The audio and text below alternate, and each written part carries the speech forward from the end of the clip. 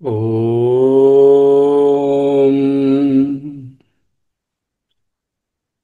ఓం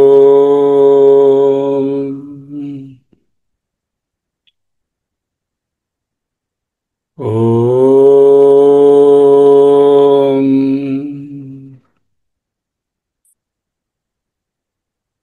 స్థిర సుఖమాసనం.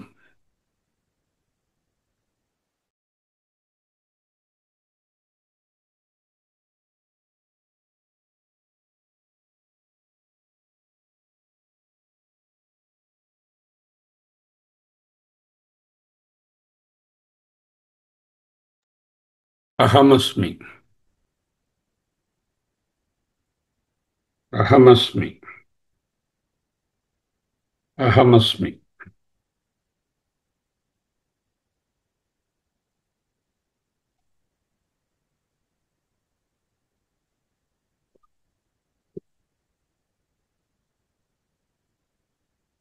అవ్యక్తాదీని భూతాని వ్యక్తమధ్యాని భారత అవ్యక్తనిధనాన్యేవ తత్ర కా పరిదేవనా.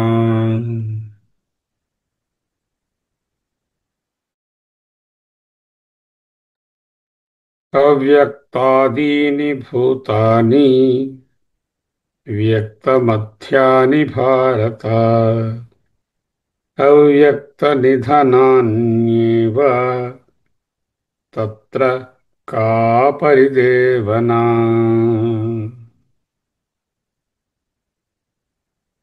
హే భారత, భూతాని ఆదీని అవ్యక్త, మధ్యాని అవ్యక్త,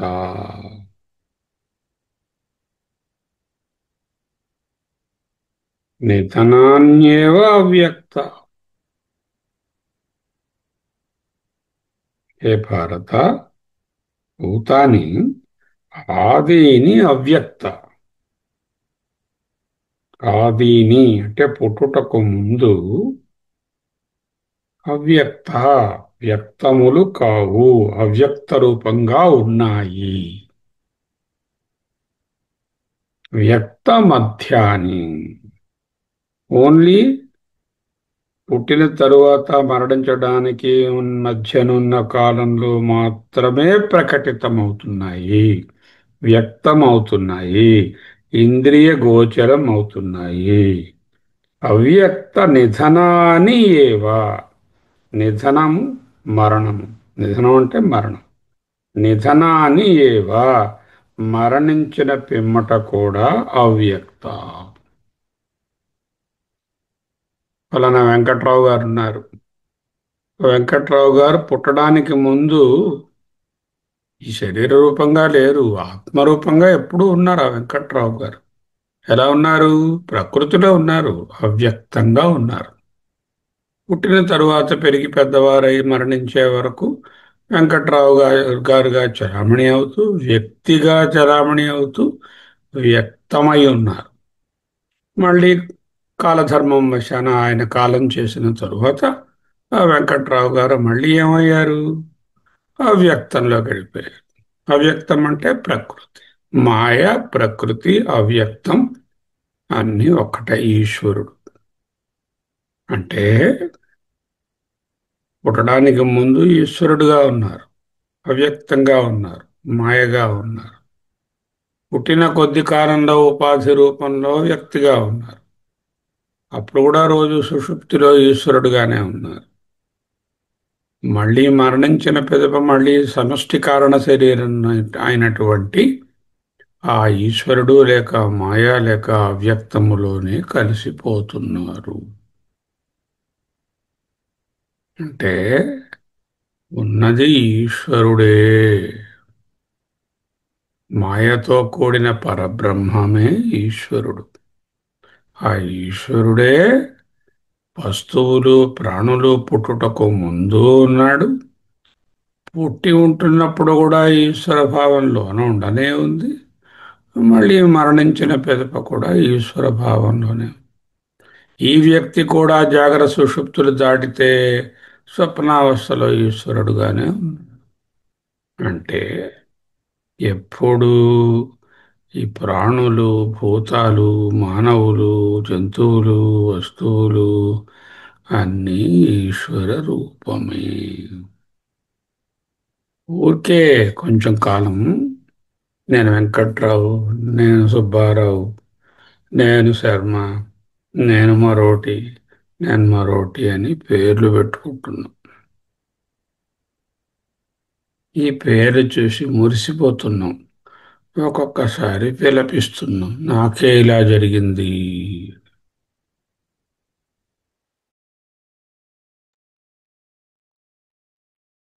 తత్ర ఈ టెంపరరీ నామరూపాలుగా ఉంటూ వ్యక్తమైనటువంటి వ్యక్తిగా కనపడుతున్న అసలైన ఈశ్వర స్వరూపాన్ని మరచి వ్యక్తి స్వరూపంగా ఊహించుకుంటూ కా పరిదేవనా ఎందుకు పరితపించుట. అవ్యక్తాదీని భూతాని వ్యక్తమధ్యాని భరత అవ్యక్త నిధనాన్యేవ తత్ర కా పరిదేవనా. అహమస్మి.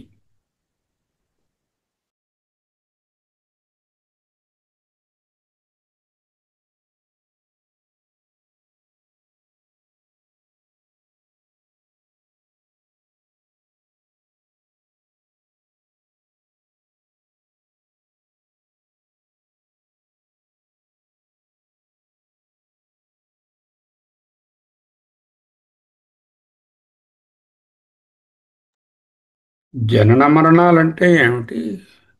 నిజానికి జగత్తులో ఏది కొత్తగా పుట్టదు, పుట్టలేదు, ఏది నాశనమవదు. సైన్స్ కూడా అదే చెప్తుంది. Matter can neither be created Nar destroyed. ఏది క్రొత్తగా పుట్టదు, క్రొత్తగా నాశనమవదు. భగవంతుడు కూడా క్రొత్తగా ఏది సృష్టించడు.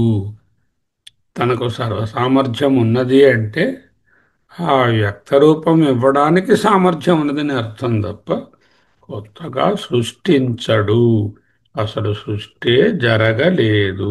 మాండుక్యంలో చేసుకున్నాం కదా. మరైతే ఏమిటి, జనన మరణాలు వస్తున్నాయి, చూస్తున్నాం. వెంకట్రావు గారు పుట్టారు, వెంకట్రావు గారు పోయారు, గాంధీ మహాత్ముడు గారు పుట్టారు, ఆయన ఇప్పుడు లేరు. అంటే ఒక రూపం నుంచి ఇంకొక రూపానికి మారడమే చావు పుట్టుకలు. ఒక కోణంలో చూస్తే పుట్టుక, ఇంకో కోణంలో చూస్తే చావు. రేపు అనే రోజు పుడితే ఇవాళ అనే రోజు మరణిస్తుంది. నీరు ఆవిరి అయితే నీరు మరణించింది, ఆవిరి పుట్టింది. అంటే ఏంటి? వస్తువులో వచ్చిన మార్పే తప్ప ఈ మార్పు నిత్యం కాదు, ఆగమాపాయి స్వతంత్రం కాదు, వికారాలు కలిగి ఉంటుంది. కాబట్టి ఈ మార్పు మిథ్య. ఒక రూపం నుంచి ఇంకో రూపానికి మారుతున్నటువంటి ఈ మార్పును చూసి పలానా వాళ్ళు పుట్టారు, date of birth, happy birthday celebrations, పలానా వాళ్ళు పోయారు, 14 రోజులు ఏవో నానా కార్యక్రమాలు, ఏడుపులు, పెడబొబ్బలు, పొర్లి పొర్లి ఏడవడాలు. ఏమిటి అన్యాయంగా ఉంది ఇదంతా. భూతాని అవ్యక్త ఆదీని, ప్రాణులు పుట్టుటకు ముందుగా ఉన్నాయి. ఎలా ఉన్నాయి? అవ్యక్తంగా ఉన్నాయి.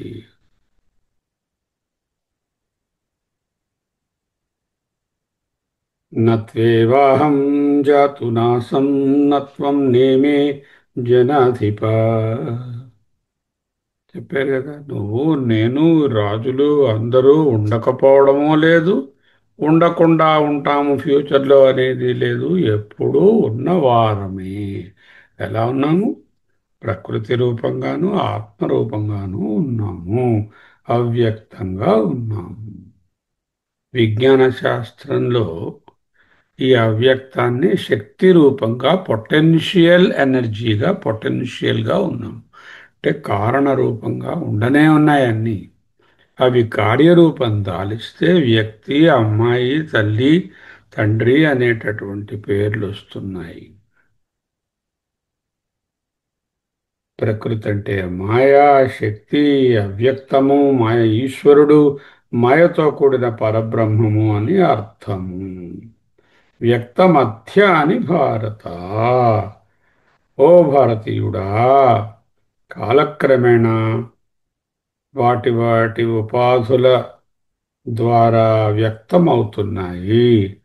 సకల ప్రాణులు ఈ విధంగానే జన్మను పొందాయి అంటున్నాము. కొన్ని సంవత్సరాలు, కొన్ని రోజులు వాటి వాటి ఆయు ప్రమాణాన్ని బట్టి ఉంటాయి. తరువాత అవ్యక్త నిధనాన్యేవ మళ్ళీ అవ్యక్తంలో కలిసిపోతాయి.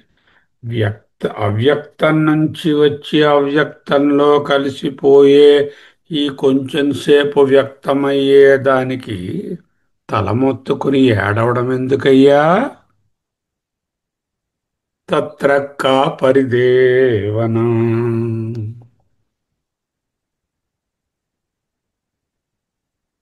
పుట్టాడు, ఒక పేరు పెట్టాం. పుట్టుక, మరణం, మరో పేరు పెట్టాం, మరో శబ్దాన్ని వాడాం. ఇవి శబ్దాలే గాని వాచారంభణం వికారో నామధేయం మృత్తికేత్యవ సత్యం. సమస్త ప్రాణులు భూతాని ముందు అవ్యక్తంగా ఉండి మధ్యలో కొంచెం సేపు మాత్రమే వ్యక్తమయ్యి మళ్ళీ అవ్యక్తంలోకి వెళ్ళిపోతున్నాయి. పుట్టకముందు మనమేమిటో మనకు తెలియదు. మరణించాక ఏమవుతామో అంతకంటే తెలియదు. ఈ రెండిటినీ చూచి వచ్చి చెప్పినవాడు ఒక్కడూ లేడు. రెండు పెద్ద తెలియని విషయాల మధ్య ఒక తెలిసి తెలియని ఈ ఉనికి ఒకటి తాత్కాలికంగా ఉంది. ఈ ఉనికినే శర్మ, రవి, నాగా అంటూ వేర్వేరు పేర్లతో జీవితము, జీవి అంటున్నాము. ఏమైనా బాగుందా? దీనిలో వచ్చే మార్పులకు కింద మీద అయిపోవడం ఏదైనా ఉపయోగం ఉందా? అయితే నేనెవరు? అవ్యక్తం. ఇప్పుడు వ్యక్తిగా ఉన్నావు. యు ఆర్ నాట్ వ్యక్తి, యు ఆర్ స్టిల్ అవ్యక్తం ఓన్లీ. ఇది వ్యక్తిగా కనపడడం ఓన్లీ అపియరెన్స్. కావాలంటే రాత్రి చూసుకో, నువ్వెవడో తెలుస్తుంది. ఎవరు నువ్వు? రాత్రి నిద్రలో, డీప్ స్లీప్లో. నో వ్యక్తి, నో శర్మ, నో ఇల్లు, no qualifications, no Adhyayan Bharati. Only ఈశ్వరుడు. చేత జాగ్రత్తలో కూడా ఆ ఈశ్వర తత్వాన్ని తెలుసుకోవడమే జీవబ్రహ్మ ఏకత్వం. ఈశ్వరుడు అంటే ఎవరో కాదండి, చిన్న వేషం వేసుకున్నటువంటి పెద్ద పరబ్రహ్మ. ఆ పెద్ద పరబ్రహ్మకు చిన్న మాయ అనే ముసుగు కప్పితే దాని పేరే ఈశ్వరుడు. సర్వం కల్విదం బ్రహ్మ. అటువంటి బ్రహ్మ ఎవరు? నేనే. అయమాత్మా బ్రహ్మ. అహమస్మి, అహమస్మి, అహమస్మి. అవ్యక్తాదీని భూతాని వ్యక్తమధ్యాని భారత. అవ్యక్త నిధనాన్యేవ తత్ర కా పరిదేవన. ఎందుకు పొర్లి పొర్లి ఏడుస్తావు? మౌనం.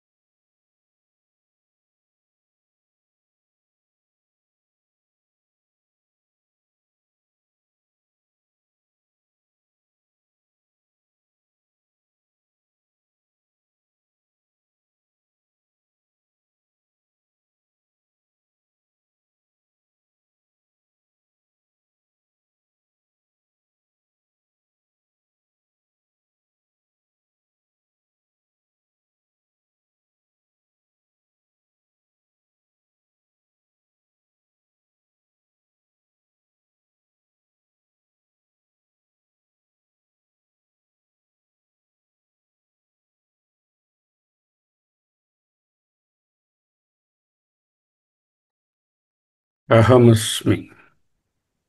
అహమస్మి. అహం బ్రహ్మాస్మి. శివోహం. శివోహం. అహమేవాహం. అహమేవాహం. అహం ఈశ్వరః. అహమవ్యక్తః. అహం నా వ్యక్తః. అహం. అహం. అహం. అహం. ఆశ్చర్యవత్ పశ్యతి కశ్చిదేనం. ఆశ్చర్యవత్ వదతి తథైవ చాన్యః. ఆశ్చర్యవచ్చైనమన్యః శృణోతి. శ్రుత్వాప్యేనం వేద న చైవ కశ్చిత్. ఆశ్చర్యవత్ పశ్యతి కశ్చిదేనం. ఆశ్చర్యవత్ వదతి తథైవ చాన్యః. ఆశ్చర్యవచ్చైనమన్యః శృణోతి. శ్రుత్వాప్యేనం వేద న చైవ కశ్చిత్. కశ్చిత్ ఆశ్చర్యవత్ పశ్యతి. ఏనం ఈ ఆత్మను. కశ్చిత్ అంటే ఎవరో ఒక మహానుభావుడు, కోట్లలో ఒక్కడు. ఆశ్చర్యవత్ పశ్యతి, ఎంతో ఆశ్చర్యమైన దానినిగా చూస్తాడు. ఆశ్చర్యం అంటే ఏమిటి? ఇంతకు ముందెప్పుడూ చూడని, అనుభవించని విధంగా ఏదైనా వినబడితే, కనబడితే, అనుభవం అవుతే దానిని ఆశ్చర్యము అంటారు. ఆశ్ ఆహ్! ఆహా అనేటటువంటి చర్యయే ఆశ్చర్యము. ఆహా చర్య, ఆశ్చర్య. ఆహా ఎంత అద్భుతంగా ఉంది, ఆహా అంటాం కదా. ఆహా అనే చర్యయే ఆశ్చర్యము. ఆశ్చర్యము అంటే మున్నెన్నడూ అనుభవించకుండా మొట్టమొదటి గుండా అనుభవమైన దానిని గూర్చితే ఆశ్చర్యం కలుగుతుంది. మరి కోటాను కోట్లలో ఒకానొక జ్ఞానికో ఈ ఆత్మ నేనే అని తెలిస్తే అది ఆశ్చర్యం కాదు. అతను ఆశ్చర్యవంతుడు కాడు. ఆశ్చర్యవత్ పశ్యతి కశ్చిత్ ఏనం. ఏనం ఈ ఆత్మను. ఎక్కడ చూసారా బ్రహ్మ అనే పదం వాడలేదు. బ్రహ్మ అంటేనే ఆత్మ, ఆత్మ అంటేనే బ్రహ్మ. బ్రహ్మగారిని చూడడానికి ఎక్కడికో వెళ్ళక్కర్లా, బ్రహ్మగారు ఆత్మే. ఏనం ఈ ఆత్మను. కశ్చిత్ ఒకానొక మహాపురుషుడు ఆశ్చర్యవత్ పశ్యతి, ఆశ్చర్యమైన దానినిగా చూస్తాడు. తథా ఏవ అదే విధముగా చ మరియు అన్యః వేరొక మహానుభావుడు జ్ఞాని ఏనం ఈ ఆత్మనే ఆశ్చర్యవత్ వదతి, ఆశ్చర్యకరమైన విషయముగా బోధిస్తూ ఉంటాడు. ఆ జ్ఞాని శంకరాచార్యుల వారు ఆత్మను ఎంతో ఆశ్చర్యకరంగా బోధించారు. రమణ మహర్షులు అంతే చేశారు. విద్యారణ్యుల వారు, సదాశివ బ్రహ్మేంద్రులు, సదాశివ యోగేంద్రులు వేదాంత సారంలో ఎంతో ఆశ్చర్యమైన దానిని గాని ఈ బ్రహ్మమును బోధించారు. వదతి అంటే మాట్లాడుతున్నారు అని అర్థం కాదు, బోధించారు. ఆశ్చర్యవత్ ఆశ్చర్యమైన దానినిగా అన్య అన్యః చ ఇతరుడు ఇంకొక మహానుభావుడు ఏనం ఈ ఆత్మను శృణోతి వింటున్నాడు. ఆత్మజ్ఞానాన్ని వింటున్నవారు కూడా ఆశ్చర్యంలో మునిగే ఉన్నారు. చూడండి ఎంత ఆశ్చర్యంగా ఉందో నేర్చుకుంటూ ఉంటే. ఈ విధముగా పశ్యతి, వదతి, శృణోతి అయినప్పటికీ శ్రుత్వాపి చ అని ఉంది. అంటే విన్నప్పటికీ అని అర్థం. అంటే విన్నప్పటికీ, బోధించినప్పటికీ, దర్శించినప్పటికీ అని మూడు క్రియలకు వాడుకోవాలి. శ్రుత్వాపి చ కశ్చిత్ ఏ ఒకానొకడు ఏవా నవేద తెలిసిన వారు పూర్తిగా కాదు. ఎంతో ఆశ్చర్యంగా దర్శించిన మహానుభావుడు, ఎంతో ఆశ్చర్యంగా బోధించినటువంటి జ్ఞాని, ఎంతో ఆశ్చర్యంగా శ్రవణం చేస్తున్నటువంటి మహాపురుషుడు నిజానికి తెలిసినవాడు కాదు. ఎందుకు? ఆత్మ నేనే అని తెలిస్తే ఇక అతడు ఉండడు. ఆత్మయే ఉంటుంది. ఆ వ్యక్తిగా రమణ మహర్షిగా శంకరులుగా వేరే ఉండరు. ఆత్మగానే ఉంటారు. అంచేత తెలుసుకుని ఉండే స్థితి లేదు. తెలుసుకుంటే ఉండేది ఒక్కటే. తెలిసేంతవరకే నేను శంకరాచార్య ఆత్మను తెలుసుకున్నాను అన్నట్టుగా ఉంటుంది. నేను రామలక్ష్మి ఆత్మను తెలుసుకుంటున్నాను అన్నట్టుగా ఉంటుంది. ఎప్పుడైతే తెలిసిపోయిందో రామ లేదు, లక్ష్మి లేదు, నాగా లేదు, రత్నం లేదు, రవి లేదు, ప్రకాశం లేదు, అని ఉన్నదొక్కటే.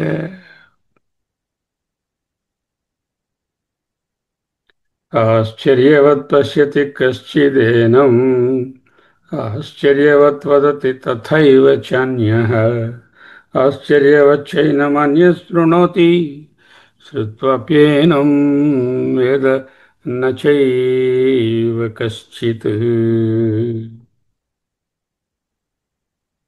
ఇదే కఠోపనిషత్తులో అత్యంత అద్భుతంగా చెప్పారు. అదే విషయాన్ని వ్యాసతాతయ్య గారు భగవానుని ముఖపద్మం ద్వారా మనకిక్కడిచ్చారు.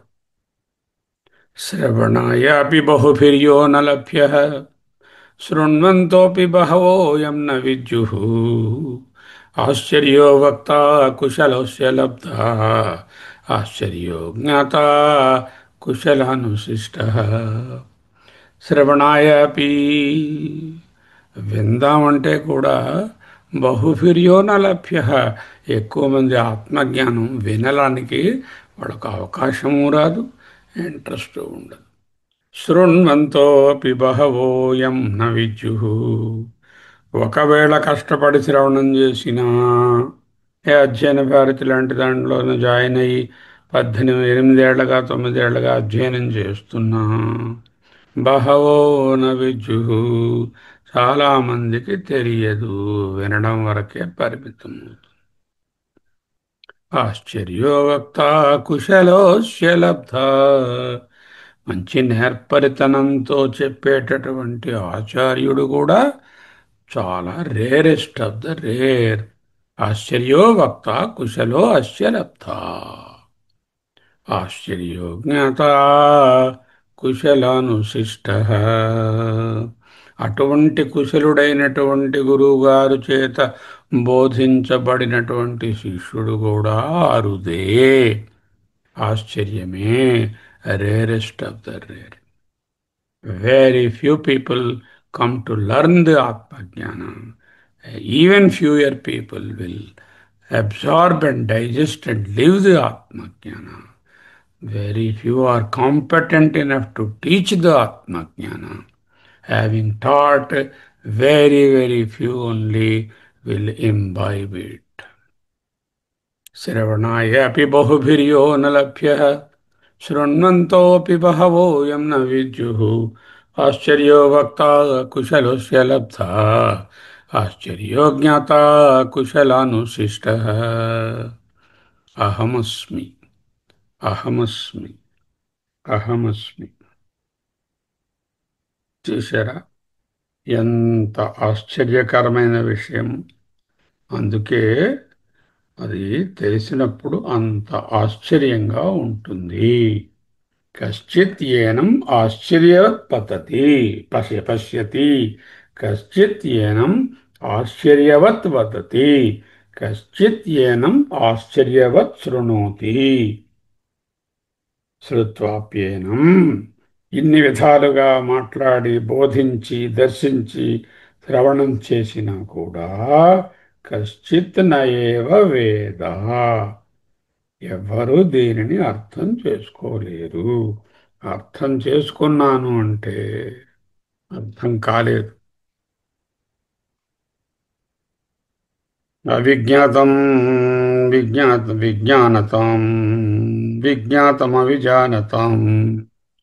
తెలుసును అంటే ఆత్మ తెలిసింది అంటే ఏం తెలియలేదని అర్థం. ఆత్మతత్వం తెలియలేదు అంటే ఆత్మతత్వం తెలిసిందని అర్థం. కేనోపనిషత్. అహమస్మి, అహమస్మి, అహమస్మి, అహమస్మి.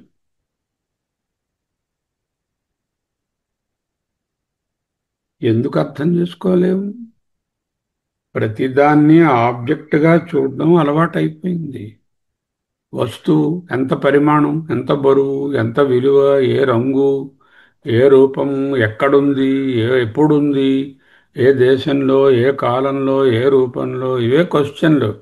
ఏదైనా కనబడేసరికల్లా, ఏదైనా చెప్పేసరికల్లా మరి ఆత్మ ఆబ్జెక్ట్ కాదు. ఆత్మను అలా చూపలేము, పరిమాణం చెప్పలేము, గుణాలు చెప్పలేము, ఫలానా చోటనే ఉందని అనలేము, ఫలానా సమయంలోనే ఉందని అనలేము. సర్వగతము, సర్వవ్యాపకము, సర్వకాలీనము. అటువంటి ఆత్మను ఆబ్జెక్టుగా అనుభవించాలని ప్రయత్నం చేస్తే ఫెయిల్ అయిపోము. ఆత్మ ఆబ్జెక్టుగా బయట లేదు, లోపల లేదు. అయితే ఆత్మ లేనట్ట. అరే ఆ ఆత్మ నువ్వేనయ్యా. ఆ వెతుకుతున్నటువంటి ఆత్మ నీవే. నన్ను ఆత్మను కలిపే విభక్తి లేదు. ఉంటే అహం అనాలి, లేకపోతే బ్రహ్మ లేక ఆత్మ అనాలి. ఆ రెండింటినీ కలిపేటటువంటి కనెక్షన్ లేదు. బికాజ్ రెండు ఒక్కటే. ఆత్మ లోపల ఉంది, బయట ఉంది అనే పదాలు రావు. ఆకాశం రూమ్లో ఉంది, ఆకాశం బయట ఉంది అని అంటామా? స్పేసు రూమ్లోనే ఉంది, బయట ఉంది. ఈ విషయం అర్థమయ్యేదాకా ఆత్మ చిక్కువిడని సమస్య. ఎప్పుడైతే ఆత్మ అర్థమైందో అప్పుడు ఇక ఈ దేహభావం శూన్యం. అదే వేద నచైవ కశ్చిత్. మౌనం.